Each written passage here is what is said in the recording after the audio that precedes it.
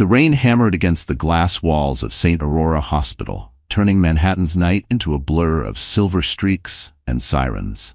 Inside the emergency maternity wing, nurses rushed through the corridors, their sneakers squeaking across the polished floor. The air was thick with urgency, the kind that made even seasoned doctors exchange tense looks. They were preparing for a high-risk C-section, 3 premature babies fighting for every minute. Ava Reynolds lay on the gurney, her face pale, her breathing shallow. The monitors beside her screen flickered warnings she was too weak to look at. Her fingers trembled as she tried to hold on to the thin hospital blanket. She had spent months hiding, surviving, pushing her body past its limit, just to keep her unborn children safe. Now every contraction felt like it could shatter her.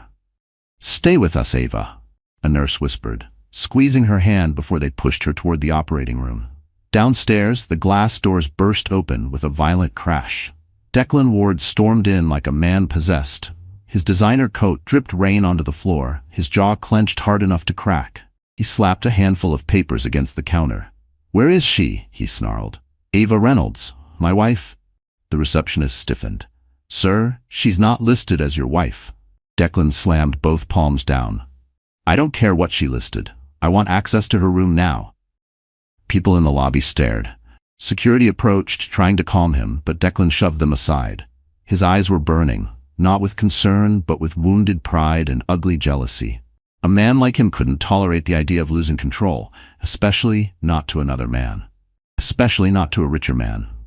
Upstairs, in a private surgical briefing room, Silas Hawthorne signed a stack of emergency consent forms with a trembling hand. His Mont Blanc pen slipped once. He wiped his palm against his shirt, breath shaking. The billionaire who commanded global boardrooms couldn't steady himself long enough to read the risks written in black ink. All he could think about was Ava. How she had carried their children alone, how he'd failed to protect her from the ghosts of her past. "Is she stable?" he asked. "Barely." The doctor replied, "We need to deliver now." Silas ran a hand through his rain-damp hair. "Do whatever you need. Save her, and save the babies." As he stepped into the hallway, the elevator dinged sharply. Declan Ward stepped out. Their eyes locked, rage meeting ice. Silas moved first, blocking the corridor leading to the operating room. Declan smirked, lifting the papers he'd brought. "You think you can keep me from her? She's mine. She always will be." Silas didn't blink. "You'll never touch her again." Declan shoved past the guards, sprinting toward the double doors of the surgical wing. He grabbed the handle and froze at what he saw inside. She wasn't alone, and the sight shattered every remaining illusion he had. Long before Ava Reynolds lay on a hospital gurney fighting for her life, she had been the kind of woman people easily overlooked. Soft-spoken, steady-handed. A NICU nurse who carried tiny newborns as if they were made of glass. She was the one who stayed late when mothers cried, the one who whispered encouragement to families who had run out of hope. Her life had been small, quiet, almost invisible, but it was hers, and she took pride in it. Before Declan Ward. Back then, she couldn't imagine the kind of world he lived in. Glittering rooftop bars, custom suits, champagne towers that stretched like crystal mountains. They met at a charity gala she was working part-time, a night when she was refilling water pitchers while he floated through the room like a movie star. She spilled a glass near his table. He laughed softly instead of scolding her. He said she had kind eyes. He said she deserved better than scrubs and night shifts. He said all the things lonely women want to hear. But Ava didn't know that men like him build prisons out of compliments. Their relationship moved fast, too fast. Within months, she left the NICU for a life in his polished Tribeca penthouse. The marble floors, the floor-to-ceiling windows, the walk-in closets, everything looked beautiful, except for the feeling in her stomach that something was wrong. She tried to brush it off. She told herself she was lucky, that normal girls didn't get chosen by men like Declan Ward. But the cracks showed quickly. He told her which friends were good influences and which to block. He didn't like her working. He said his money was enough. He wanted her home, reachable, dependent. He held her waist lovingly in public, but behind closed doors, his voice hardened.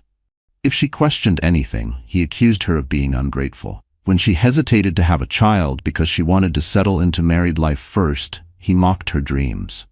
And when she finally did get pregnant, he forced her into a clinic she didn't want to enter, whispering that she would ruin his future expansion plans. She never healed from that betrayal. When she finally left him, quietly, trembling, wearing the first pair of shoes she found, Declan retaliated the way powerful men often do. Not with fists, but with influence. Whispers spread, rumors about her mental health, her stability, her professionalism. She lost job offers she never got to interview for. She moved into a cramped sublet and worked whatever event shifts she could grab. She avoided cameras. She walked streets with her hood up. Every day felt like trying to outrun a shadow. But fate is strange, compassion returning in unexpected shapes. One winter night, at another corporate event she was setting up, fatigue overwhelmed her. She collapsed, and when she woke, Silas Hawthorne was sitting beside her hospital bed. Not the billionaire titan shown on magazine covers, just a man with tired eyes and a grief he didn't bother to hide. He recognized her. She had been one of the nurses who comforted his dying wife years ago. His voice shook when he thanked her. Ava didn't understand why his gratitude felt like a doorway opening. For the first time in years, someone looked at her without suspicion, without judgment, without ownership.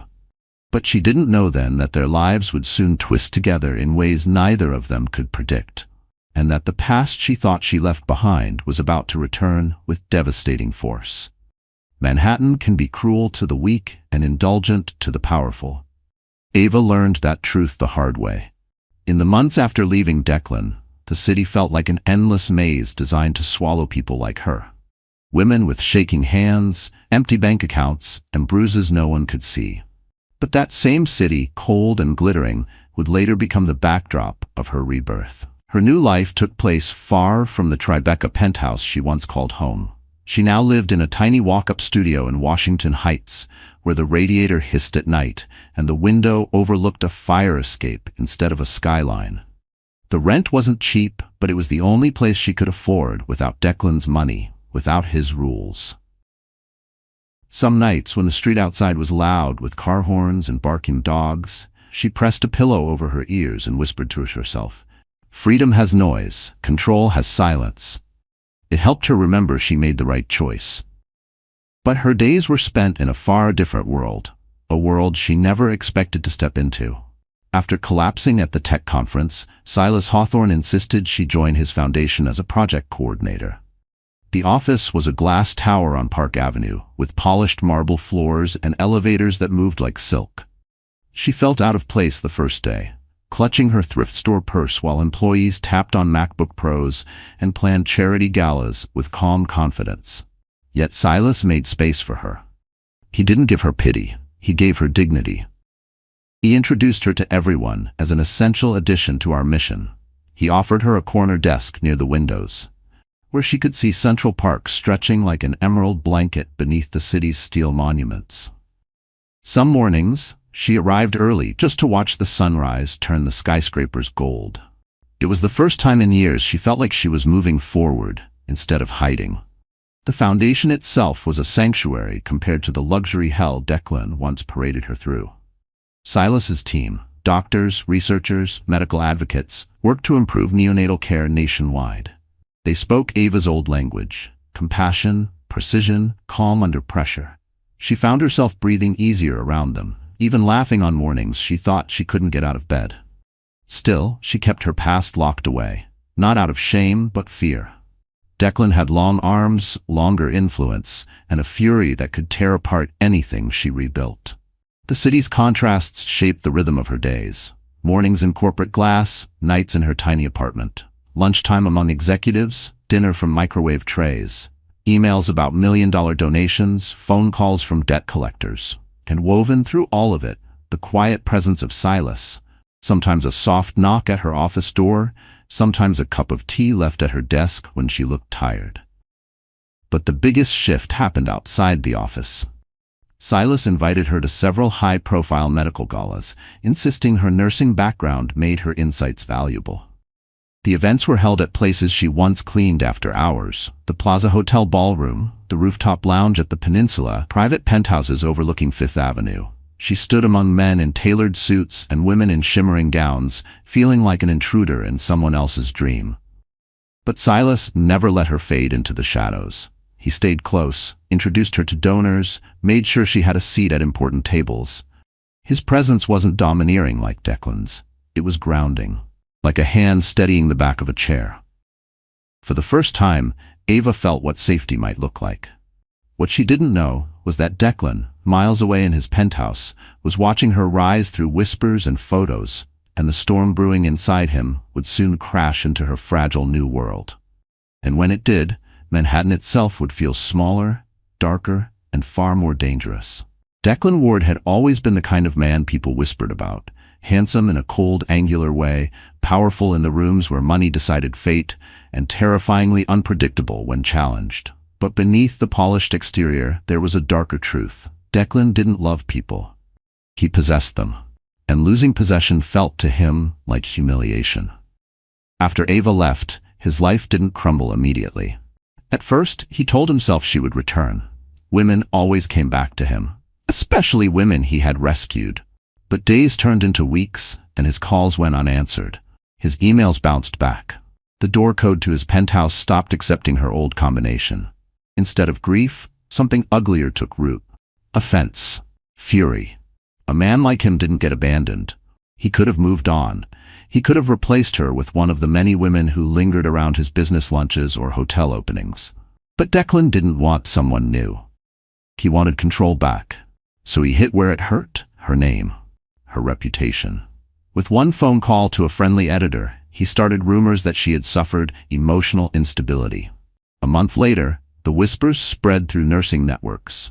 A manager at the hospital they once supported quietly blacklisted her. A charity director rejected her application before she even sat down. Declan didn't do these things out of hatred. He did them out of entitlement. In his mind, Ava owed him her loyalty for the rest of her life. And when he discovered she'd resurfaced, working at Silas Hawthorne's foundation, looking stronger, glowing even, his entitlement twisted into obsession. At first, he monitored her quietly. A private investigator snapped photos of Ava entering the glass tower on Park Avenue, sometimes alongside Silas. The images made something inside Declan rot. A billionaire. Not just any billionaire, but Silas Hawthorne, the man whose name appeared in financial headlines, whose companies shaped half the city. A man more powerful, more respected, more untouchable than Declan could ever be. The comparison burned. He started visiting his gym twice a day, lifting until veins bulged. He bought new suits, rehearsed in the mirror what he would say when he confronted Ava again. But underneath the grooming rituals was panic, a deep, choking fear that Ava had finally escaped him. He couldn't let that happen. So Declan escalated. He began contacting people from Ava's past. Old co-workers, former landlords, anyone who could hand over scraps of information. He learned she'd been hospitalized briefly. He learned she often worked late. He learned her new job involved travel, planning, interacting with wealthy donors. He spun those facts into poison, telling himself she was using Silas, just like she had used him. When he learned she was pregnant, the cracks inside him widened so violently he nearly shattered. But then he learned the truth. The babies weren't his. They belonged to a billionaire, and something monstrous awakened. Instead of accepting defeat, Declan convinced himself that the children were leverage, keys to clawing back power. He could claim concern. He could pretend he wanted to protect her. If the public saw him as a devoted ex-husband trying to help a struggling, unstable woman, he could flip the narrative and destroy both Ava and Silas with a single story. People underestimated how far a desperate man with money could go. Declan contacted a lawyer known for bending the law until it screamed. He purchased confidential medical records through back channels. He began stitching together a case that could paint Ava as unfit, unstable, reckless, dangerous to her own unborn children. His plan wasn't just cruel. It was surgical. Because Declan didn't just want Ava back under his shadow. He wanted to crush the light she found without him. And as he prepared his next move, he whispered to himself, "She was mine first, and she'll be mine again." He truly believed it. What he didn't know was that the city he thought he ruled was about to turn against him, one devastating truth at a time. And the woman he thought he could break forever was about to fight back harder than he ever imagined. The night everything changed for Ava didn't happen in a dark alley or in the privacy of a quiet room. It happened under chandeliers worth more than her old annual salary, in a ballroom filled with people who could buy and sell pieces of Manhattan with a single phone call. It happened at the Hawthorne Foundation's Winter Benefit Gala, an event Ava had spent weeks coordinating.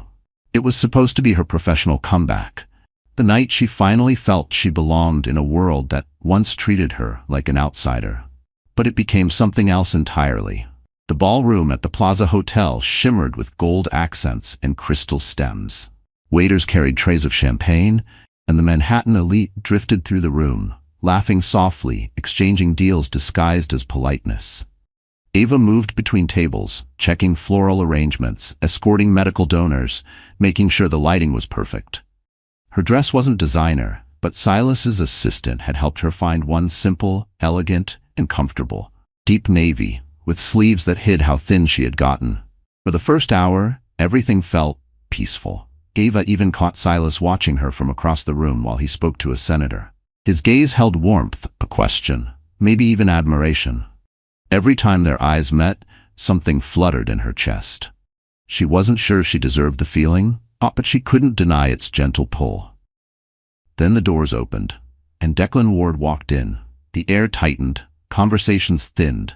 Even in a tux, he looked like a storm had wrapped itself around him, shoulders rigid, jaw locked, eyes scanning the ballroom with a predator's focus.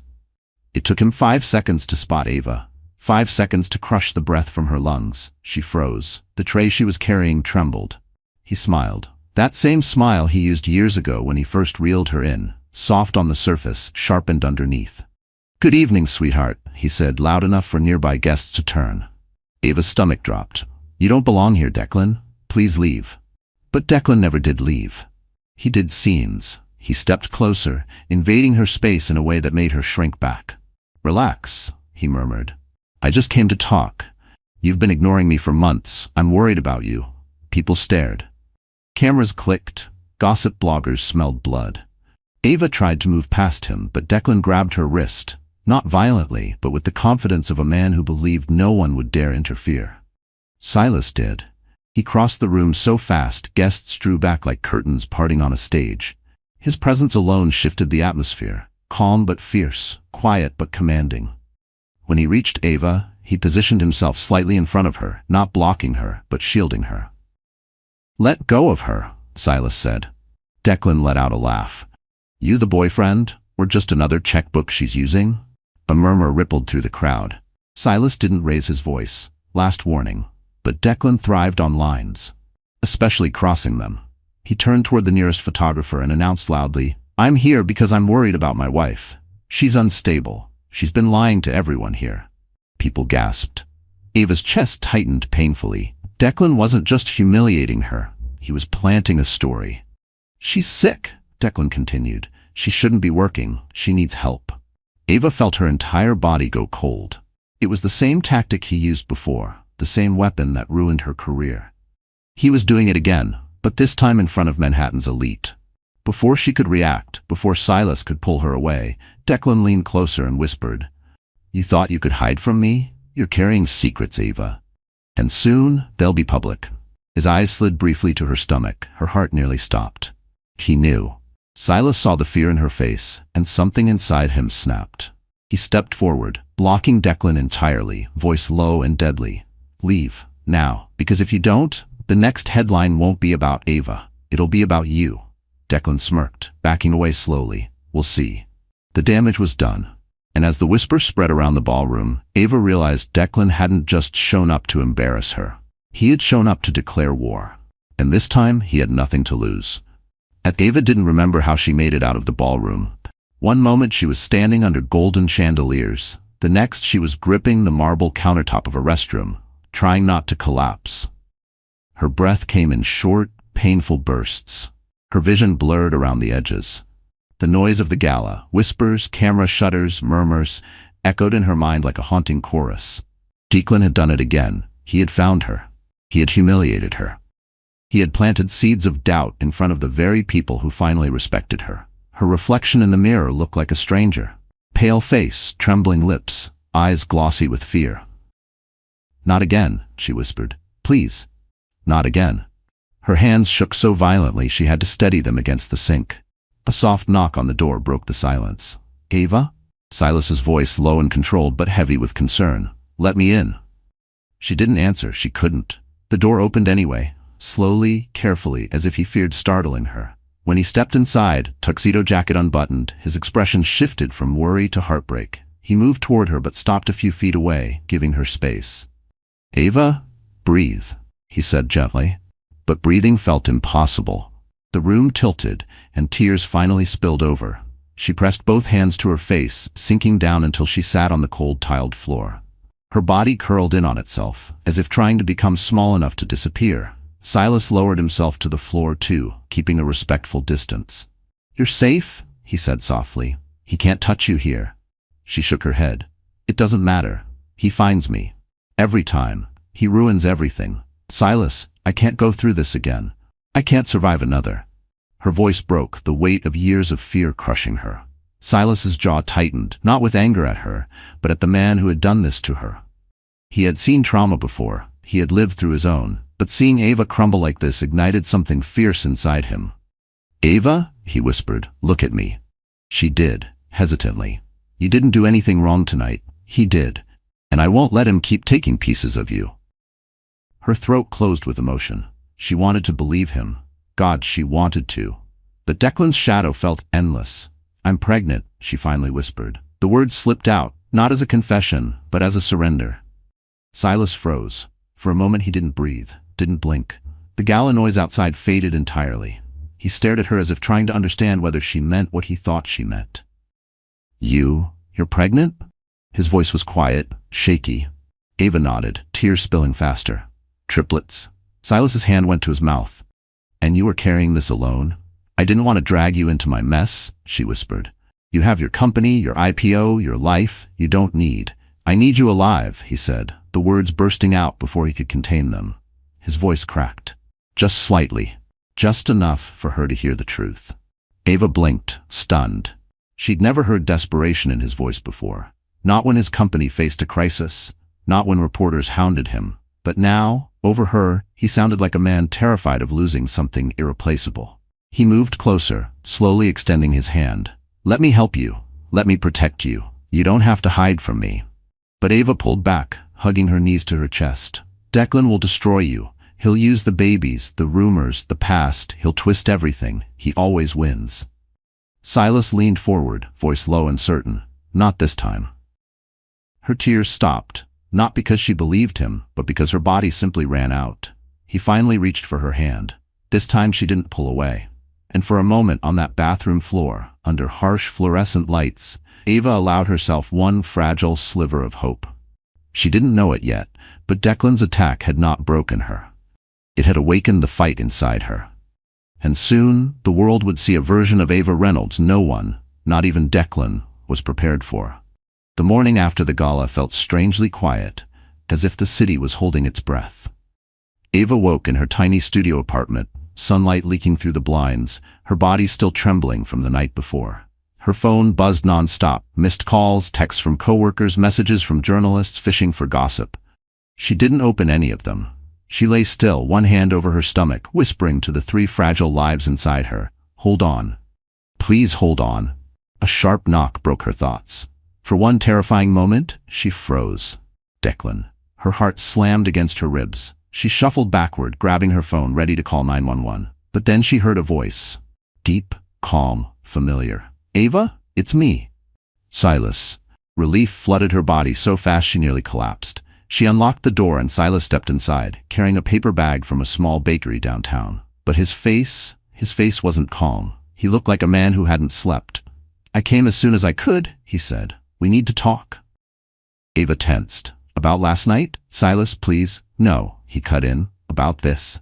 He reached into his coat and pulled out a small, unopened envelope. Her name was handwritten on the front. The handwriting was delicate, slanted, unmistakable.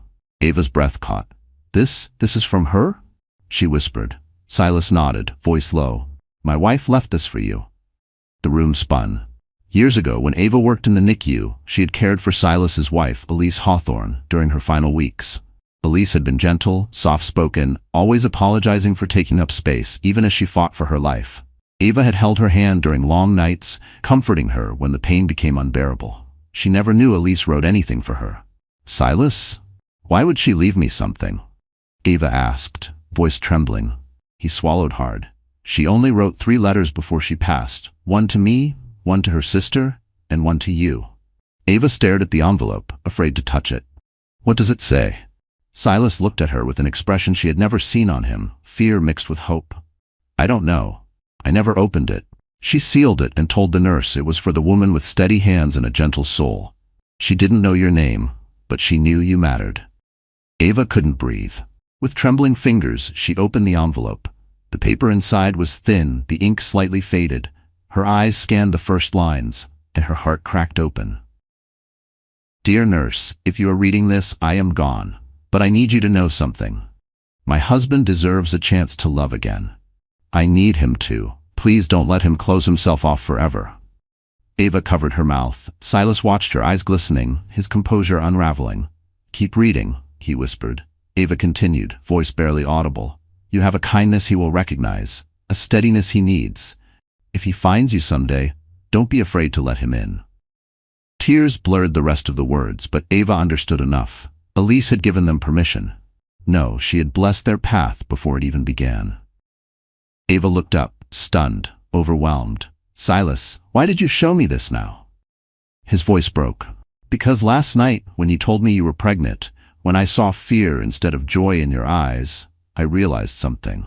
You don't believe you deserve a future. You think Declan destroyed that for you." He stepped closer, gently touching her wrist. "My wife didn't write that letter for fate," he whispered. "She wrote it for you." Ava's tears slipped freely now, falling onto the fragile paper, but then her phone buzzed again. A text, unknown number. She opened it. One photo. Declan standing outside her building, looking straight up at her window. A chill sliced through her spine. Silas saw the screen, and his expression hardened into something lethal. "It's starting," he whispered, and Ava finally understood. Elise's letter wasn't just a blessing, it was a warning. Ava had spent years shrinking, into corners, into silence, into versions of herself that felt safer because they were smaller. But the moment she saw Declan standing outside her building in that photo, staring up like a hunter tracking prey, something inside her snapped. Not in fear this time. In defiance. "He found me again," Ava whispered, staring at her phone as if the pixels could burn her. Silas gently took the device from her hand. "Then he's about to find out he made a mistake." Ava blinked at him, confused. "Silas, you don't understand. Declan doesn't stop. He doesn't back down. The more cornered he feels, the worse he gets."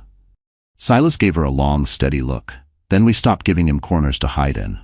It shouldn't have made sense, but it did. For the first time, Ava felt something she hadn't felt in years, like someone was standing between her and the storm, without expecting anything in return. He held out his hand. "Come with me." She hesitated. "Where?" "To start taking back your life." The ride to Midtown was quiet, but not uncomfortable. Silas drove instead of letting his driver handle it, maybe because he didn't want another set of eyes involved, maybe because he wanted Ava to feel safe. The soft hum of the Mercedes and the glow of the city passing by felt strangely protective. He parked beneath a sleek tower of glass, Hawthorne Global's private headquarters. Ava had only been here once, months ago, to drop off documents. She never imagined walking inside at Silas's side. The lobby lights reflected off polished marble floors. Security guards stood a little straighter when Silas entered, but he gave them a simple nod instead of the usual corporate severity. They let Ava through without question. They took the elevator to the 58th floor.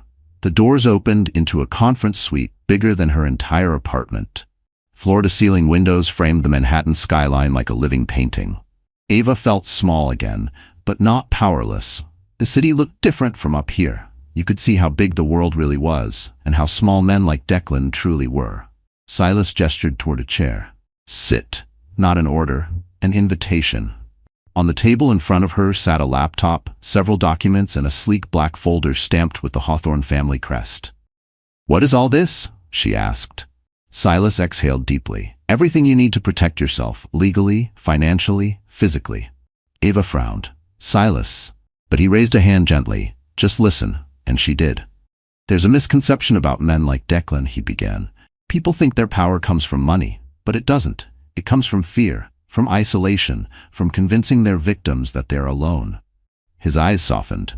"You're not alone anymore." Ava swallowed hard. He opened the black folder.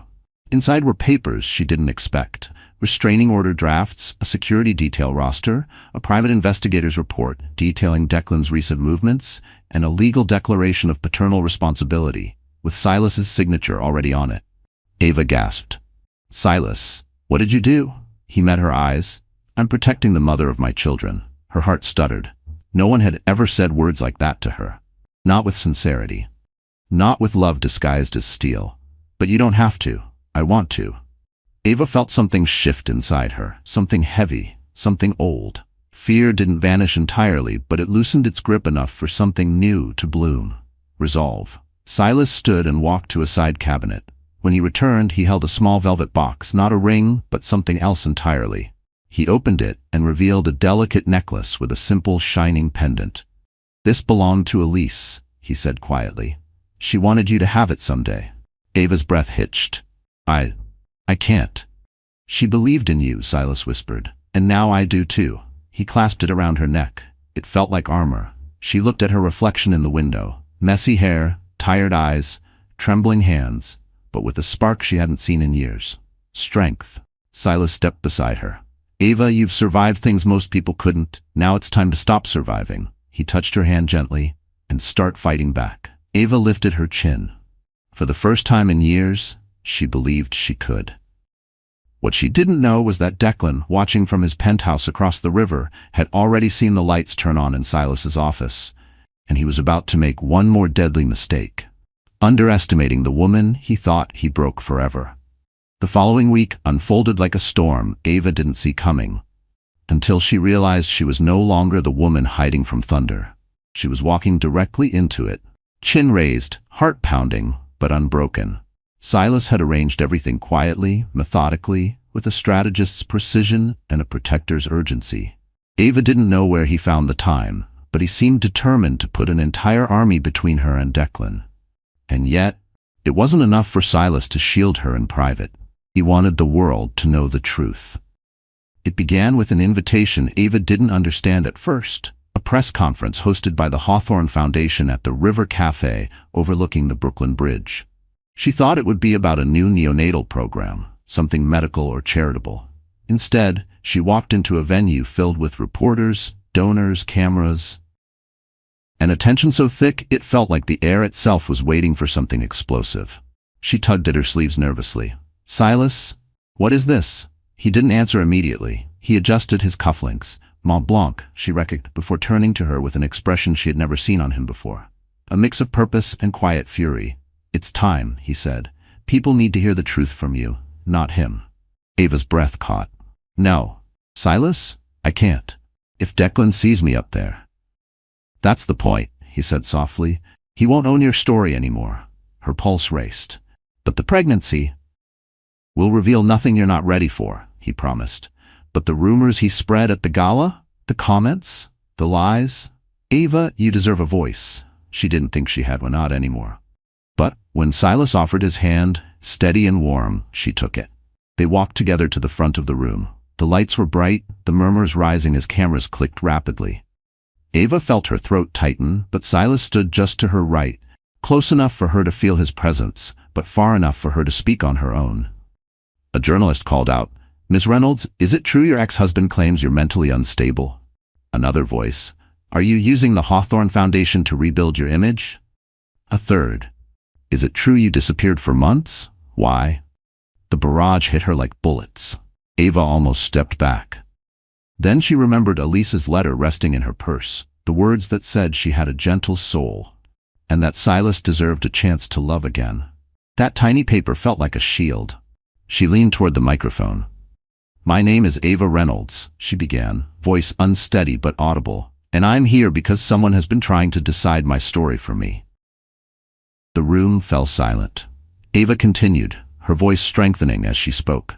For years, I lived in fear of Declan Ward. Behind closed doors, he controlled my finances, isolated me, manipulated my medical records, and spread lies when I found the courage to leave.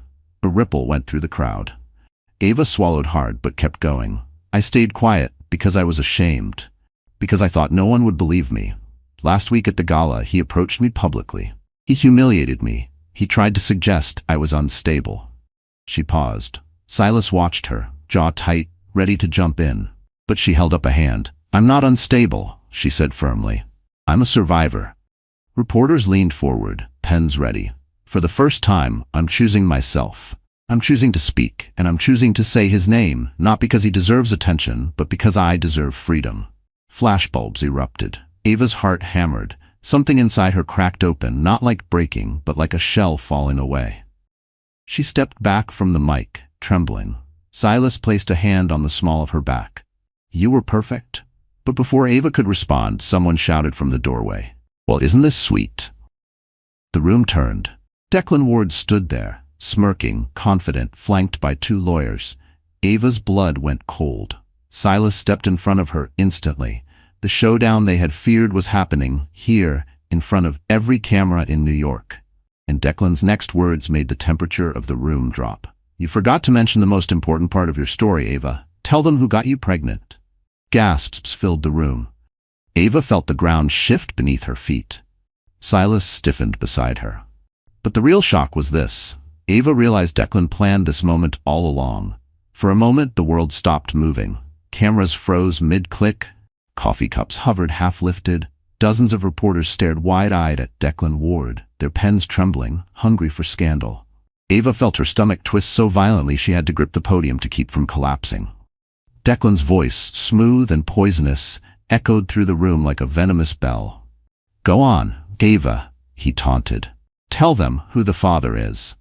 Ava's throat closed. She felt exposed, cornered, stripped of all the strength she'd gathered. Her heartbeat thundered in her ears. The room blurred. All she could hear was his voice from years ago. Cold, commanding, cruel. "You'll never survive without me. You'll never be believed. You'll always come back." Her breath hitched. Then Silas stepped forward. He didn't raise his voice. He didn't look angry. He simply stood between Ava and Declan, like a wall forged from something unbreakable. "You don't speak to her," Silas said, his voice dangerously low. Declan smirked and took another step forward. "Oh look, the billionaire prince defending his damsel. Cute, but the public has a right to know." "No," Silas cut in sharply. "You have a desire to cause harm. That's not the same thing." Reporters gasped, some scribbled furiously, others lifted their phones to record. Declan wasn't expecting resistance. Not like this. His smug smile faltered for a split second, but he recovered quickly. "Fine," he snapped. "I'll say it myself. Ava ran away from me, disappeared for months, and suddenly reappears pregnant, and now she's working for him? Do the math."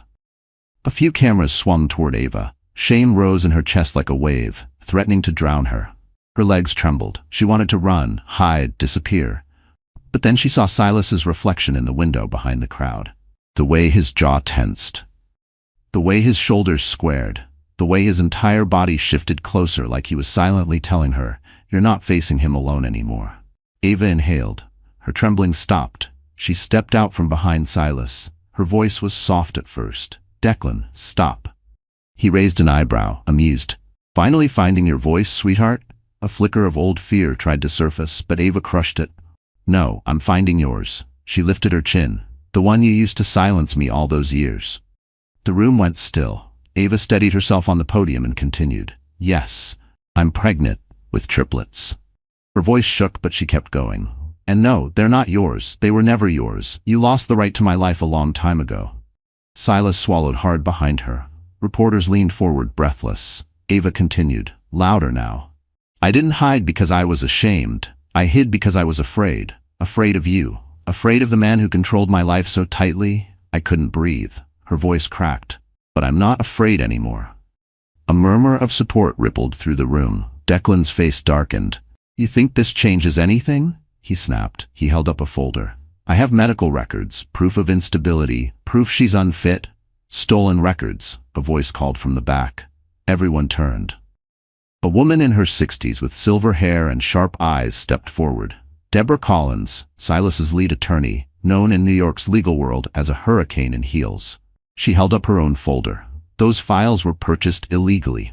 We have documentation, timestamps, witness statements, and digital forensics tying the acquisition directly to you, Mr. Ward.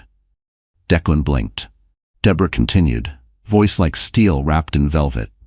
Interfering with medical privacy is a felony. So is harassment. So is stalking. Cameras flashed wildly. Declan stuttered. This is ridiculous. She's lying. They're framing me. No, Ava said softly, cutting him off. You framed yourself. Silas stepped beside her, not in front, beside. Equal, solid, present. He spoke calmly, each word measured.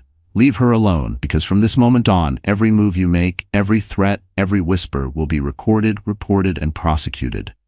Declan stared at both of them. For the first time Ava saw something in his eyes she'd never seen before. Fear. But he masked it with a sneer. This isn't over. Silas leaned in just enough for Declan to hear. It is.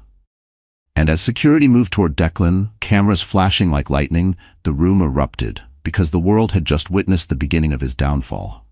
Declan Ward didn't disappear quietly after the press conference. Not men like him, not men whose egos crumble louder than glass on marble. The moment security escorted him out, reporters swarmed, cameras exploding like fireworks as he shoved past them, muttering curses Ava couldn't hear.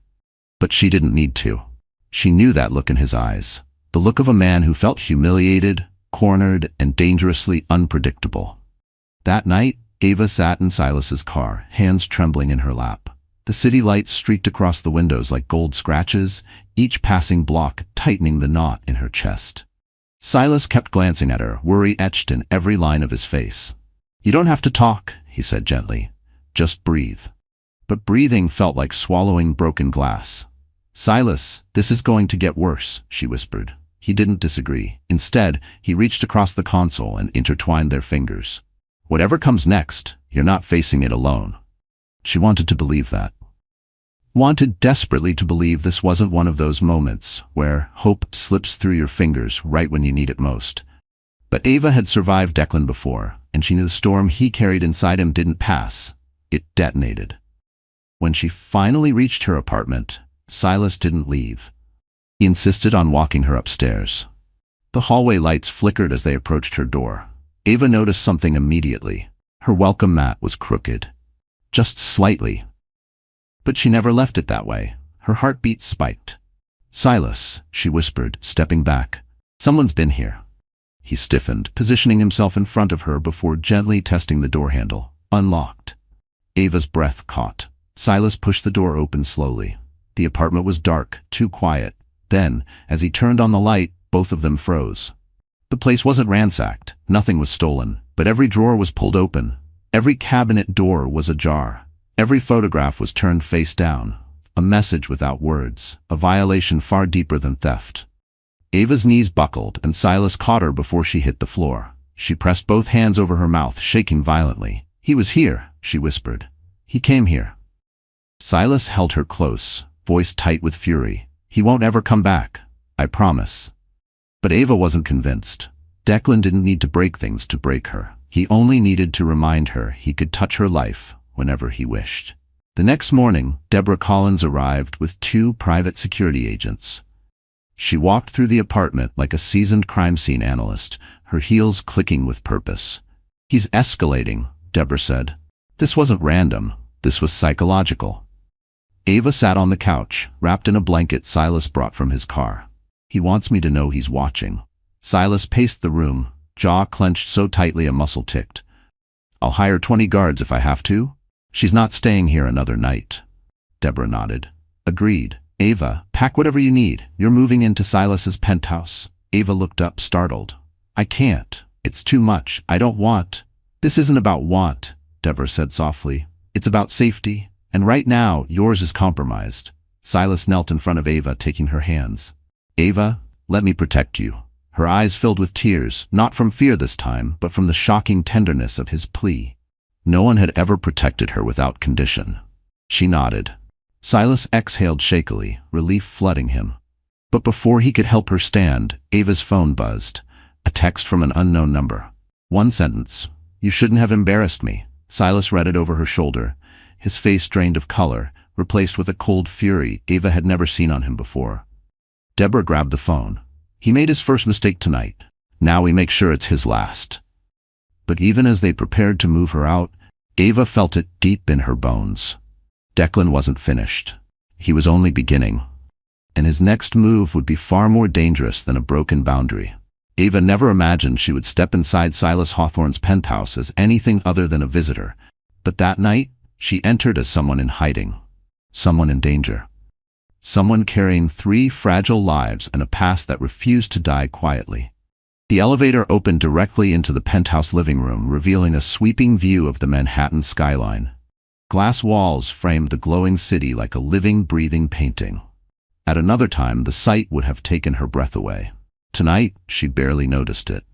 Silas guided her inside with a protective hand at her back. His security staff scanned every corner, every door, every blind spot. Only once they gave the all-clear did Silas finally exhale. "It's safe?" he said softly. Ava swallowed. "For now." He hesitated before gently brushing her cheek with his thumb. "For as long as it takes." Deborah Collins set her briefcase on the counter and cleared her throat. "There's still one issue," she said. "Declan isn't acting alone." Ava stiffened. "What do you mean?" Silas turned toward Deborah, tension tightening every line of his body. "Explain." Deborah opened her briefcase and pulled out a tablet.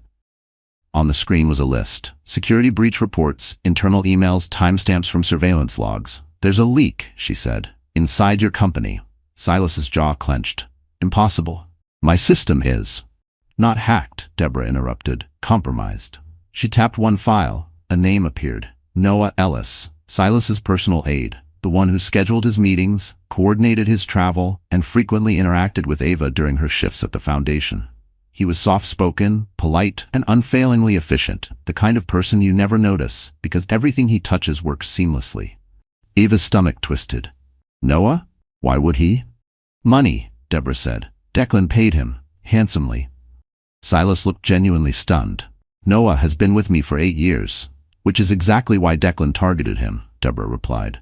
"Declan doesn't strike at your strengths, Silas. He strikes at your blind spots." Ava felt a cold shiver crawl up her spine. Declan wasn't just following her. He was watching her through someone she trusted. Silas rubbed a hand over his face, processing the betrayal. "What did Noah give him?" Deborah hesitated. "Your schedule, Ava's medical appointments, and the building access logs." Ava's breath hitched. "He knew when I'd be alone." Deborah nodded grimly. "This is how he knew when to break into your apartment, when to avoid the neighbors, when you'd return from the gala." Ava felt nausea grip her. Every moment of safety she thought she had suddenly felt like a trap. Silas crouched beside her, taking her shaking hands. "Ava, look at me." She lifted her eyes to his. "This is not your fault. None of this is your fault." Her lips trembled. "But I brought danger into your world." Silas shook his head. "You didn't bring danger. Danger found you. And I'm not letting it take anything else from you." Before she could answer, the elevator chimed. Security immediately stepped forward, forming a shield. But when the doors opened, Noah Ellis stood there, wide-eyed, pale, holding his hands in the air. "Mr. Hawthorne, please, just hear me out." Silas's voice turned to ice. "You don't belong here." Noah swallowed hard. "I didn't mean to hurt Ava. I swear. Declan told me she was unstable. He said you were in danger. He said whatever it took to buy your loyalty," Deborah snapped. Noah's voice cracked. "I didn't know he would go this far. I didn't know he would break into her home, or follow her, or threaten her." Ava stood slowly. "Noah, why would you believe him? After everything Silas has done for you." Noah's shoulders sagged. "Because he showed me something. Something about the babies." Silas stiffened. "What?" Noah's voice shook. "He said one of them might not survive, that there are complications you don't know about." Ava's heart stopped. "What complications?" she choked out. Noah looked at Silas, then Ava, guilt drowning his features. "I didn't want to tell you like this," he whispered. "But the last ultrasound report, Declan got a copy before you did." Silas's face drained of color. Ava pressed a hand to her stomach, panic rising like fire. "What did he see?" she asked. Noah's answer shattered the room. "One of the baby's hearts is struggling." Ava's legs buckled. Silas caught her before she fell, and everything in the world suddenly narrowed to 3 fragile beats of life inside her. 3 little hearts. and one of them was fighting to survive. Ava's world tilted, not sideways, not slowly, but violently, as if someone had yanked the floor out from under her. Her heartbeat thundered in her ears, drowning out every sound except Noah's trembling voice echoing again and again. One of the baby's hearts is struggling. She clutched Silas's arm with both hands, nails digging into his sleeve. Her breathing turned shallow, fast, desperate. She wasn't just scared, she was unraveling. "Tell me exactly what you saw," Silas demanded, voice sharp with controlled panic. Noah swallowed. "The last ultrasound from 2 days ago, baby B's heartbeat was irregular. The doctor noted it but wanted to run more tests. Declan got the report first and he used it to manipulate me. I'm sorry. I'm so sorry." Ava shook her head violently. No, that's impossible. I didn't miss any appointments. I would have known. I would have." "Hey," Silas whispered, gripping her shoulders. "Look at me. Breathe." But she couldn't. All she could see was the image from her last appointment. 3 tiny shapes swimming in a black and white blur. 3 flickers pulsing like stars. She had memorized every beat, every flutter, every hope. Now one might be fading. "Call Dr. O'Malley," Silas ordered, turning to his security team. "Now, tell her we're coming to the hospital." Noah stepped forward shakily. "Mr. Hawthorne, please let me help. I never meant for this to happen. Let me make it right." Silas didn't raise his voice. Didn't have to. "You will make it right by getting out of my home and praying Ava never sees your face again." Noah lowered his head, shame swallowing him whole, and stepped backward into the elevator. The doors slid shut like a final sentence. Ava's legs buckled again. Silas caught her, lifting her effortlessly into his arms, as if she weighed nothing. "We're going," he murmured against her hair. "Right now." The drive to St. Aurora Hospital felt endless. Rain smeared the windshield. Traffic lights blurred into smeared red halos. Ava kept one hand on her stomach the entire time, whispering through tears. "Hang on, baby, please." Silas drove like a man possessed, jaw clenched, knuckles white around the steering wheel. He kept glancing at her, heart breaking at every sob, every tremble of her lip. He had seen her hurt before. Fear, exhaustion, humiliation, but never this. Never a terror that came from inside her, threatening the very souls growing beneath her ribs. When they reached the hospital, nurses rushed them in immediately. Silas carried Ava through the doors, ignoring the cameras flashing outside, reporters already circling from Declan's stunt at the press event. Inside the dim ultrasound room, Ava lay on the exam table, gown crinkling under her palms. Her breath shook as the cold gel touched her skin. The machine hummed to life. Silas held her hand tightly, his thumb brushing her knuckles. Dr. O'Malley, a woman in her 50s with steady eyes, moved the probe across Ava's belly with practiced calm. But Ava could see the tension in her jaw. "Please," Ava whispered, "tell me they're okay." "Let me take a closer look," the doctor murmured. Seconds passed like years, then she spoke. "Baby A, very strong heartbeat. Baby C, steady and rhythmic." She paused. Silas's grip on Ava tightened. "And baby B?" Ava choked out. The screen flickered. A faint, uneven flutter appeared. Dr. O'Malley exhaled. "Baby B's heartbeat is irregular, but present. It's weaker than it should be. We need to monitor closely and start immediate intervention." Ava burst into tears. Relief, fear, everything colliding. Silas pressed his forehead to hers. "They're still fighting," he whispered. "All 3 of them." "But what caused it?" Ava cried. "Did I do something wrong? Did stress? Did Declan?" "No," Dr. O'Malley said firmly. "This isn't your fault. This can happen in high-risk multiples. What matters is that you came in now." She placed a gentle hand on Ava's arm. "But Ava, you need to understand. From this moment on, you cannot go home. You need full medical supervision, and any elevated stress could worsen the baby's condition." Ava nodded weakly. Silas turned to the doctor. "She stays. Private room, full security, whatever equipment she needs." But the doctor hesitated. "There's something else," she said softly. "Stress alone isn't the issue." Silas frowned. "Then what is?" Dr. O'Malley looked at Ava, then at Silas. "Someone accessed Ava's digital medical chart. Someone outside our system." Ava's blood ran cold. Silas's face darkened. "Declan," he said. The doctor nodded grimly. "And whoever accessed it tried to request unauthorized updates, changes." Ava clamped a hand over her mouth to keep from screaming. Declan wasn't just stalking her. He was trying to rewrite her medical reality. Silas closed his eyes once, slowly, like he was holding back an explosion. Then he opened them. Voice deadly calm. This ends tonight. But Ava didn't know that ending Declan's reign was going to demand one more devastating twist, one that would push her to the edge of losing everything. The private room Ava was moved into looked more like a boutique hotel suite than a hospital space. Soft lighting, a reclining bed, a view overlooking Central Park. But no amount of calm decor could soothe the terror gnawing inside her. Machines beeped steadily beside her. An IV dripped slowly into her arm. 2 fetal monitors blinked, 3 fragile rhythms displayed on glowing screens. Baby A, Baby B, Baby C. Ava stared at those flickers like her life depended on each beat. Silas stood near the window, phone to his ear, voice low and deadly calm as he spoke with his head of corporate security. Find out exactly when the breach happened and trace every digital fingerprint. I want a full timeline. Ava could tell by the rigid line of his shoulders that he was barely holding himself together. When he finally hung up, he walked toward her, trying his best to soften his expression, but the worry in his eyes betrayed him. How are you feeling? He asked gently. She forced a small, weak smile. Like I'm lying inside a glass box waiting to crack. Silas sat on the edge of her bed, brushing stray strands of hair from her forehead. You're not gonna crack. Not while I'm here. A knock sounded at the door. Deborah Collins entered, her presence a mixture of authority and compassion. She closed the door behind her, set her briefcase on the table, and took a seat. We have a problem, she said immediately. Ava braced herself. Another breach? Worse, Deborah replied. Declan filed an emergency court petition tonight. He's claiming you're psychologically unfit to carry the pregnancy safely. Ava's mouth fell open. What? How could he? He forged medical documents, Deborah said calmly. Ones Noah must have helped provide. Silas cursed under his breath. Deborah continued. He's using the stress episode at the gala, plus the recent medical complications, to argue that the babies are at risk under your care. He's requesting temporary medical conservatorship.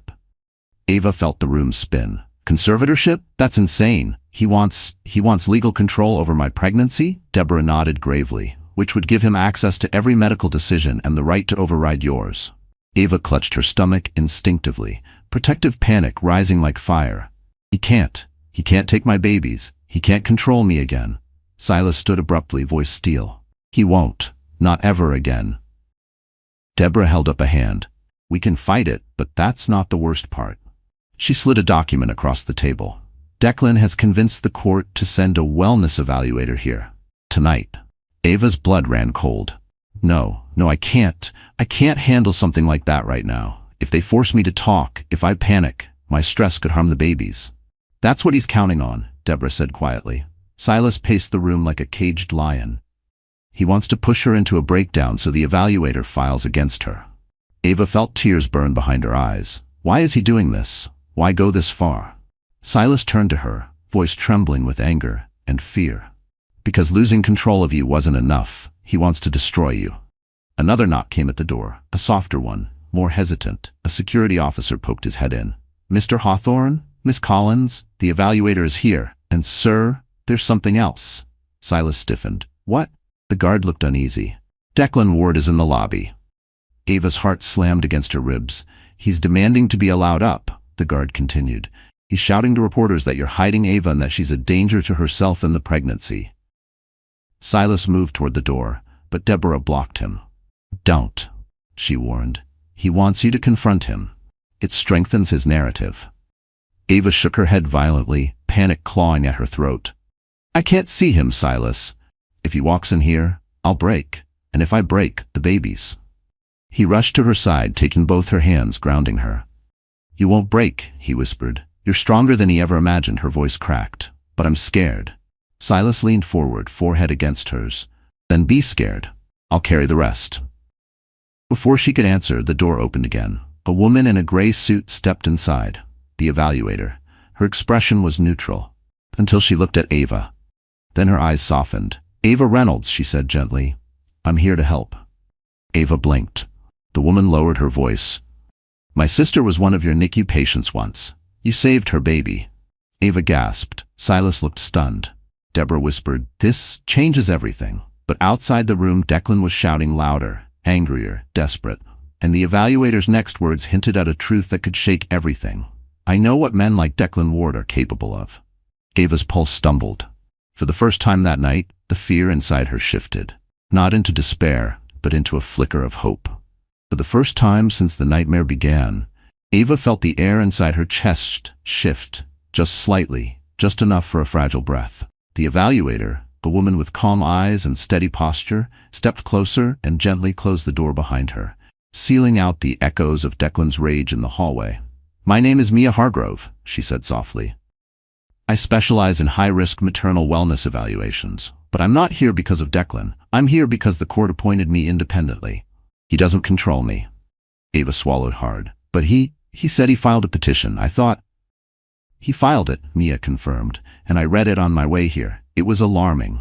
Not because of you, Ava." Her eyes darkened. "Because of him." Silas stood beside the bed, arms crossed tightly, every muscle coiled with suspicion.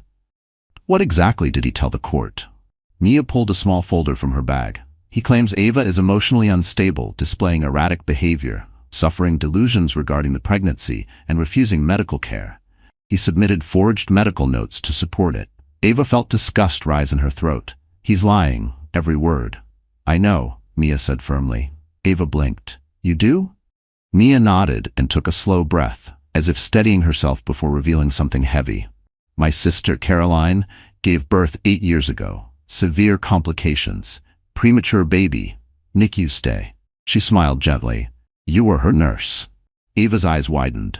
"You stayed past your shift," Mia continued. "You read to her baby at night. You spent hours helping my sister stay calm when she thought she was losing him." Her voice cracked slightly.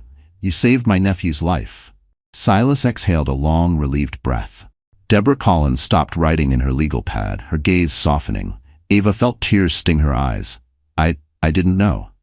"You wouldn't have," Mia said, sitting beside the bed. "But I never forgot your face, or your kindness. So when I saw your name on the emergency petition, I didn't see a woman in crisis. I saw a woman who once held my family together." Ava's voice trembled.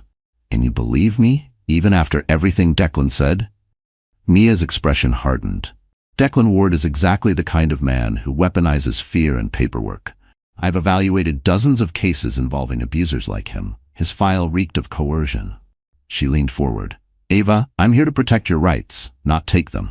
Ava burst into tears. Quiet, exhausted tears that shook her entire chest. Silas took her hand immediately. "You're safe," he whispered, but Mia wasn't finished.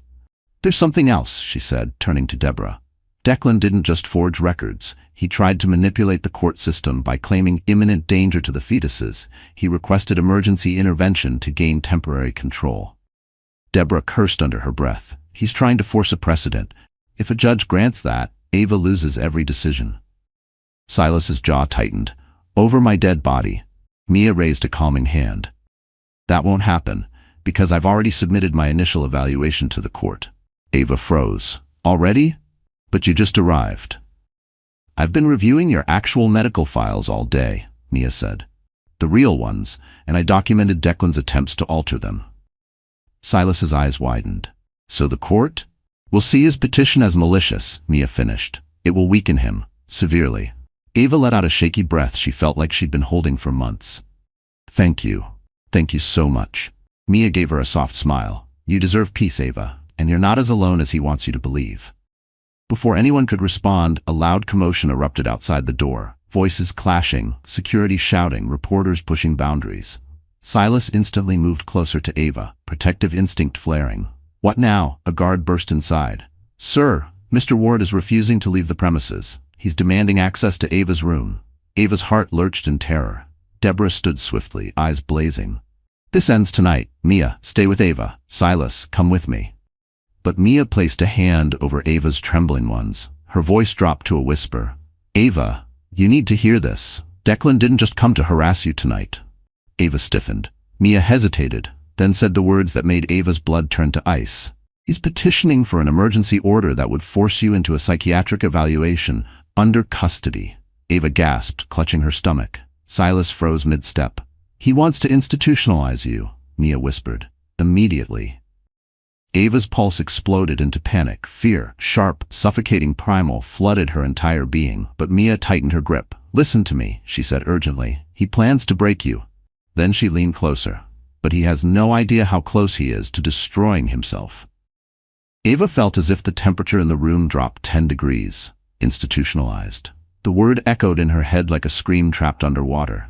Declan wasn't just trying to control her, he was trying to erase her, strip her agency, steal her babies, break her so completely she could never rise again. Silas stopped halfway to the door. His face changed, no longer just worried or angry. Something colder, sharper, far more dangerous settled behind his eyes. "No one," he said quietly, "will ever put Ava in a psychiatric facility. Not while I'm alive." Mia squeezed Ava's hand, grounding her. "Listen to me," she said softly.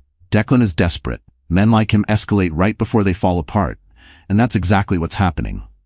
Ava tried to steady her breathing, but her chest was tight, every inhale painful. "I feel like he's everywhere, like he knows every move we make." Silas turned toward her. "Not anymore." He glanced at the guard. "Bring Security Chief Danvers and call Detective Ruiz. Tell her the situation has escalated." Deborah crossed her arms, eyes blazing. "We have enough on him already, but I want airtight charges. If he's trying to force psychiatric custody, that means he forged signatures or bribed someone." Mia nodded. "And falsifying mental health claims for personal gain is a felony. He thinks he's untouchable. He's not." Outside, Declan continued shouting, demanding, threatening, slipping into that venomous charisma he used on judges and investors. Ava heard his voice echo in the hall. "She's unstable. She needs intervention. I'm trying to save her." A nurse walked by and flinched. Ava pressed her hands to her stomach, whispering to her babies, "I'm here. I'm fighting for you. Just hold on." Then, something unexpected happened. Security Chief Danvers entered the room with a grim expression. He nodded respectfully at Ava, before turning to Silas. "We found something," Danvers said quietly, "in Mr. Ward's possession." Silas stiffened. "What is it?" Danvers held up a plastic evidence pouch. Inside it was a USB drive. Ava felt her heart stutter.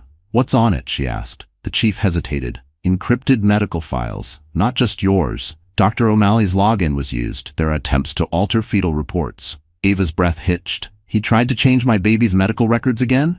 The chief nodded. "Worse, he tried to create a false report suggesting you refused treatment that endangered baby B." Ava covered her mouth, her entire body shaking. Silas swore under his breath, a sound Ava had never heard from him before. Deborah stepped forward. "This is grounds for immediate restraining orders, criminal charges, attempted interference with medical care, fraud." But the chief wasn't done. "And there's something else," he added. "A recorded phone call between Mr. Ward and Noah Ellis." "Mr. Matt Ward?" threatened Noah's family. Ava gasped. Silas's eyes narrowed. "Play it." The chief connected his phone and audio filled the room. Declan's voice, slick with malice. "You do exactly what I say or your sister loses her job. You hear me? I'll bury her. And that nurse, that pathetic ex-wife, I'll make sure no one believes a word she says.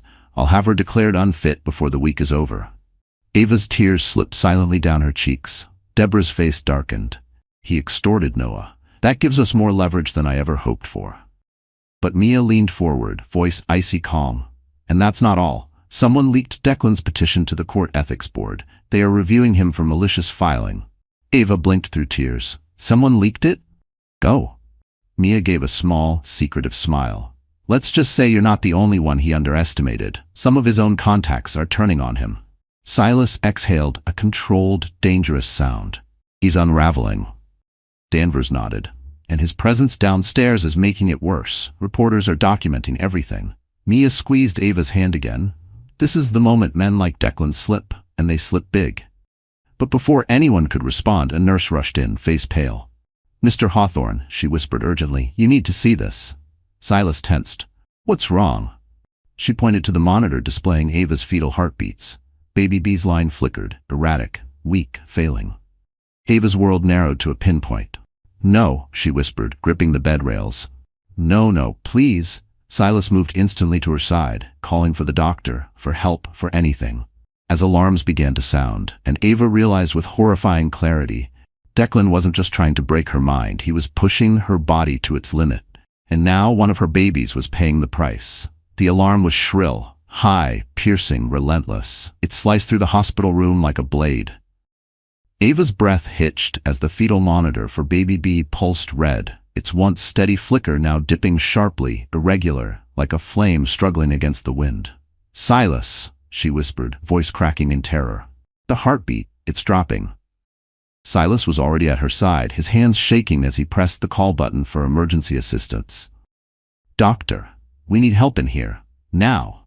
His voice boomed with a mixture of fear and authority that carried down the hallway. 2 nurses rushed in. "Ava, try to stay calm," one urged gently, adjusting the sensors on her stomach. "Let's reposition you. Sometimes that helps." They shifted her to her left side, then her right. The monitor stuttered but didn't stabilize. Ava felt cold sweat beneath her hairline. Her heart thudded painfully. Please don't let anything happen to them." Silas bent over her, brushing tears from her cheeks with trembling fingers. "Ava, listen to me. You're not alone. They're going to take care of you. I'm right here." Dr. O'Malley entered then, calm but clearly alarmed, her quick strides filling the room with urgency. "Talk to me," she said as she reached the monitor. "How long has the deceleration been happening?" 30 seconds, a nurse replied. The doctor frowned. "We need to act now. Ava, your stress levels are spiking. Your blood pressure is elevated. Baby B is responding to that stress." Ava felt a sob claw its way up her throat. "I can't control it. I'm trying so hard." Silas cupped her face, his voice taut. "Look at me. Ava, look at me." Her eyes met his, blue and desperate, steady despite his own fear. "Breathe with me," he whispered. "In and out. You can do this." She followed his rhythm, her breath shaky but slowing. But then, the monitor dipped again, harder, longer. Dr. O'Malley made a split-second decision. Prep for corticosteroids and get neonatal staff on standby. If this continues, we may need to do an emergency C-section. Ava's world froze. "Not yet. Not now. Please, they're too early," she cried. "We're not rushing," the doctor assured her. "But we need to be ready." Silas tightened his grip on her hand. "Ava, I know you're scared. But I swear to you, I won't let anything happen without fighting with everything I have." A nurse adjusted the monitor again. "Baby B's oxygen flow is dipping. This could be due to maternal stress, or it could be the condition worsening." A soft knock came at the door. "Mia, I heard the alarms," she said quietly. "Do you need me to leave?" Ava shook her head violently. "Stay, please." Mia approached, her face etched with concern. "Ava, listen to me." She lowered her voice. "This is not your fault. Do you hear me? Not now, not ever." But Ava's mind spiraled. Declan's voice rang in her skull. "Unfit, unstable, dangerous." She pressed both hands to her face. "He's doing this. He's killing them. He's killing my baby." Silas's expression changed, like a breaking point inside him snapped cleanly. "No," he said sharply. "Declan didn't cause this. He caused the stress. But the medical condition? That's nature. And you fought it every day. You kept them alive." Ava shook her head weakly. "But I'm not strong enough. I don't think I am." Silas leaned closer, forehead touching hers. "You are the strongest person I've ever known. You survived what no one else could. These babies, they know your strength. They've held on this long because of you." Her breathing slowed, just enough for Baby B's monitor to flicker upward. Not stable, but not fading. The room exhaled collectively. Dr. O'Malley adjusted her glasses, relief softening her posture. "Good, that's good. But Ava, you need rest, total rest, and calm. Anything that stabilizes your emotional state helps the babies." Ava nodded shakily, but the moment felt fragile, like glass twisting under pressure. Silas kissed her forehead softly. "I'm not leaving your side. Not for a second." But then Danvers reappeared at the door, urgency crackling around him. "Mr. Hawthorne," he whispered, "Declan isn't in the lobby anymore." Silas's blood ran cold. "Where is he?" Danvers swallowed. "We're not sure. He slipped past one of the reporters. He's somewhere on this floor." Ava's heart dropped. She grabbed Silas's arm, voice breaking. "He's coming for me." Silas turned toward the hallway, no fear in his eyes now. Only fury. And the promise of war. Because if Declan Ward dared step 1 foot closer, it would become the last mistake he ever made.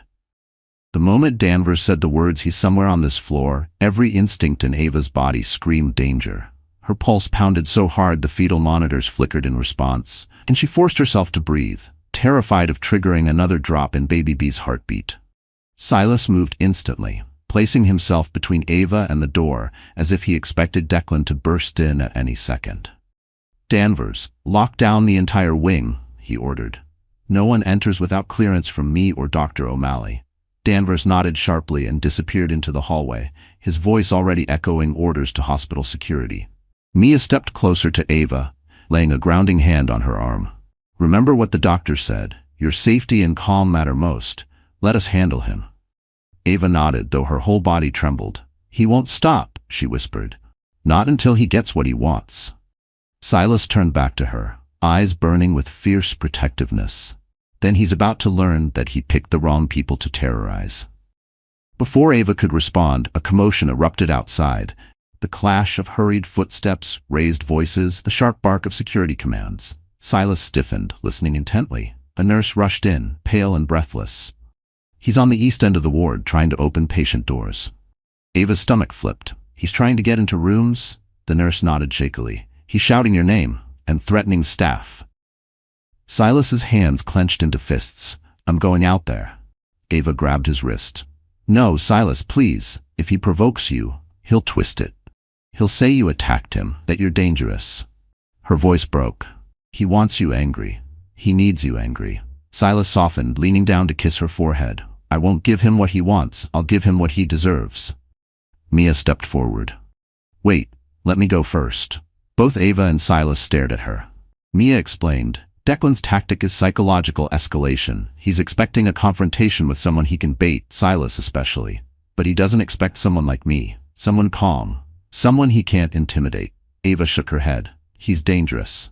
Mia held up a small badge, her official evaluator credentials. "And I'm not afraid of men who hide behind paperwork and rage." She slipped out of the room before either of them could protest. Silas hovered near the door, listening, ready to burst out at the slightest sign of danger. Ava clutched his sleeve, praying silently. Moments later, Mia's voice drifted down the hall, calm, steady, authoritative. "Mr. Ward, this behavior is inappropriate. You need to stop." Declan's reply was like venom. "Who the hell are you?" "I'm the court-appointed evaluator," she said, "and your actions tonight are being documented." A long, tense silence. Then, Declan's voice erupted, unhinged. "Don't lecture me. She's my wife. She's sick. She's dangerous. She's—" "No," Mia cut in sharply. "What I see is a man spiraling. A man who is endangering staff, patients, and the woman he claims to love. This ends now." Silas stepped into the hall just far enough to see what was happening, but stayed where Ava begged him to stay. Close, but not involved. Declan stood at the far end of the corridor, hair wild, tie hanging crookedly, eyes bloodshot with fury. Security surrounded him, waiting for a cue to move in. He spotted Silas, and snapped. "You think you can take everything from me? My wife? My future? My life?" He jabbed a finger at Ava's door. "She belongs with me, not with you." Silas didn't flinch. "Ava doesn't belong to anyone." Declan lunged forward. Security tackled him instantly. He thrashed, screaming, "Ava! Ava! He's lying to you! I can fix everything! Just come with me!" Ava sobbed, burying her face in her hands. Silas rushed back to her side, holding her tightly. "He won't touch you. He won't even breathe near you again." Down the hall, security finally restrained Declan, slamming handcuffs around his wrists as he continued kicking and spitting like a feral animal. Mia returned, breathless. "He's being escorted out of the hospital and taken into custody for trespassing, harassment, and attempted interference with medical care." Ava let out a sound, a broken, relieved, exhausted sound. "It's over?"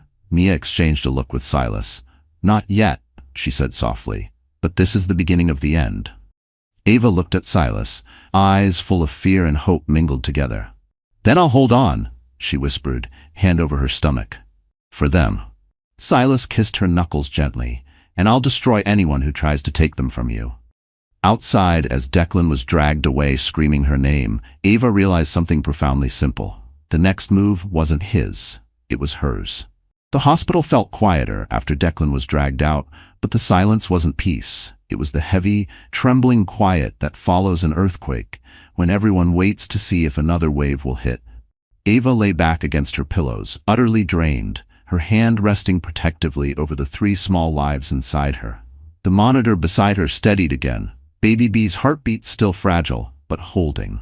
Silas sat in the chair beside her bed, elbows on his knees, hands clasped tightly. He wasn't looking at her, he was staring at the floor, shoulders tense, as if wrestling with something too dark to say aloud. Ava touched his hand softly. "Silas, talk to me." He lifted his head, His eyes were red, not from tears, but from sleepless fury.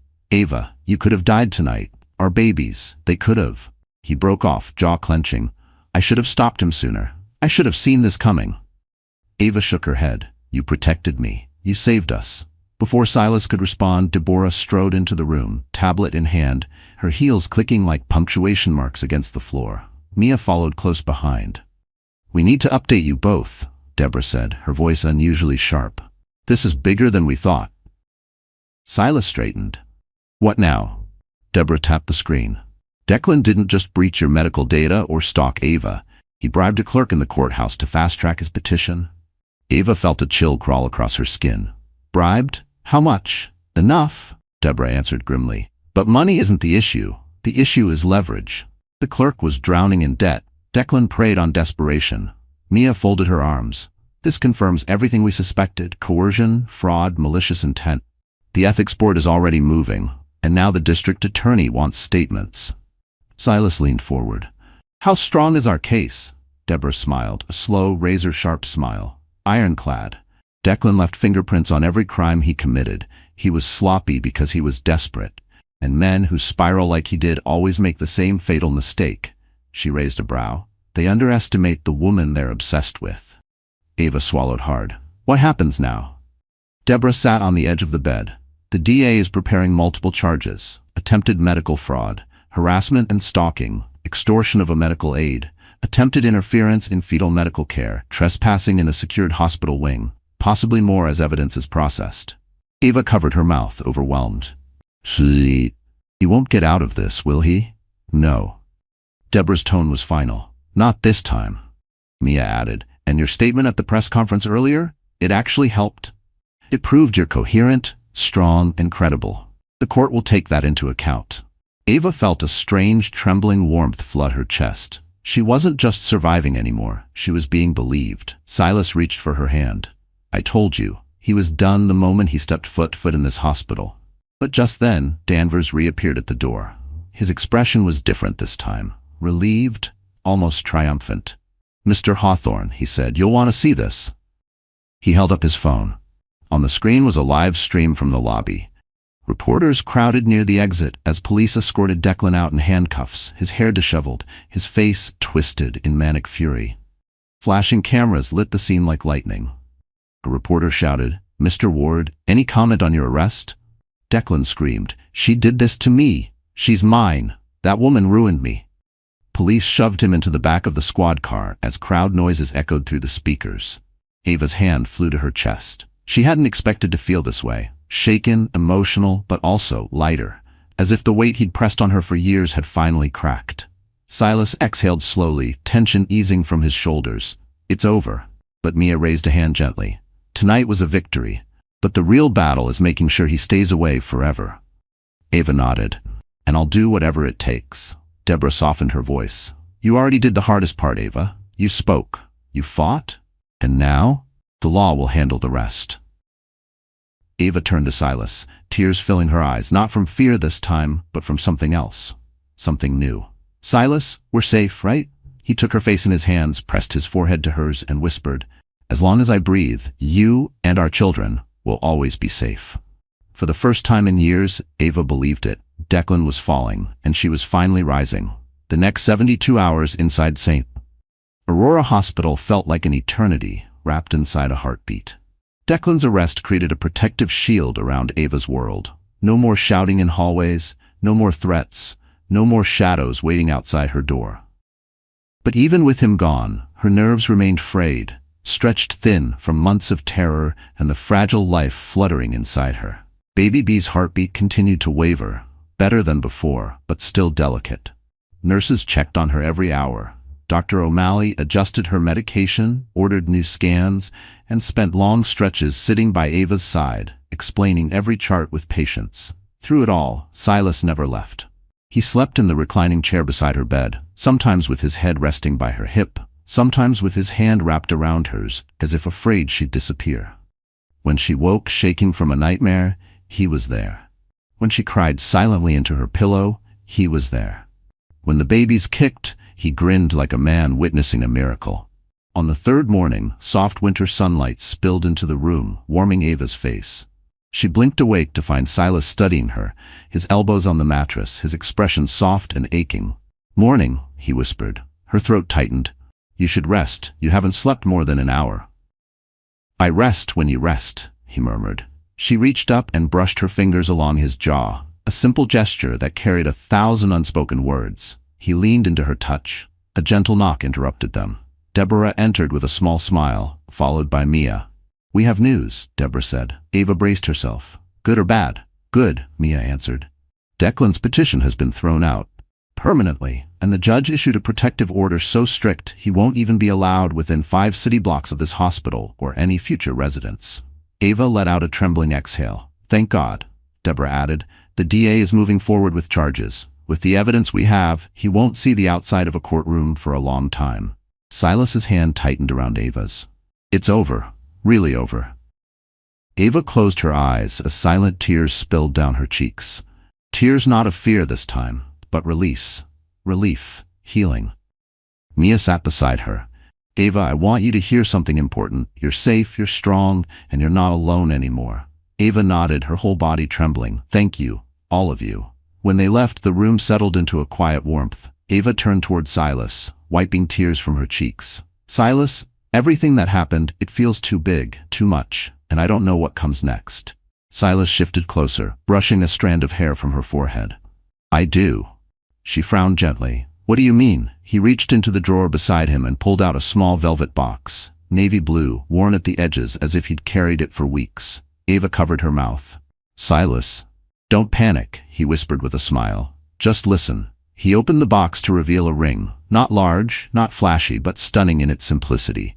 A thin platinum band with a single diamond held in a classic setting, timeless, elegant, perfect. "I'm not asking you to rush," he said softly. "I'm not asking because of the babies or the chaos or anything else." His voice thickened. "I'm asking because somewhere along the way, I realized I don't want a future where you're not beside me." Ava's breath caught. "You changed me," he whispered. "You brought light back into my life.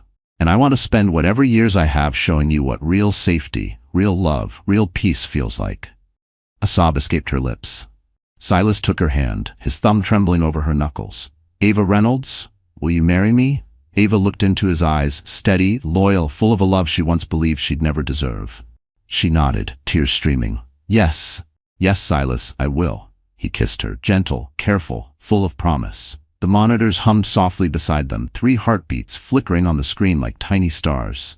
And for the first time in her life, Ava felt not fear, but a future, a real one. And as Silas held her close, Ava realized this was her true victory, not revenge, not survival, but finally having a home where love, not fear, lived. So, our story finally comes to an end. And if you're still here with me right now, my friend, it means something in this journey touched your heart in a way only real life can. Maybe it reminded you of your own pain, your own battles, or the moments you thought you wouldn't survive. But you did, and you're still standing. Ava's story teaches us something powerful. Healing doesn't happen in a straight line. And sometimes the people who hurt us the most are the ones who taught us how strong we truly are. Like Marcus Aurelius once wrote, "The obstacle is the way." The very thing meant to break you can become the thing that raises you. You deserve safety. You deserve peace. You deserve a life built on love, not fear. And if today's story stirred something inside you, if it made you feel seen, understood, or just a little less alone, then don't keep it to yourself. Hit the like button so this message reaches someone who needs it. Share this video with a friend who might be healing too. And subscribe, because I promise you, more stories, more strength, and more hope are coming. Thank you for being here. You are not alone.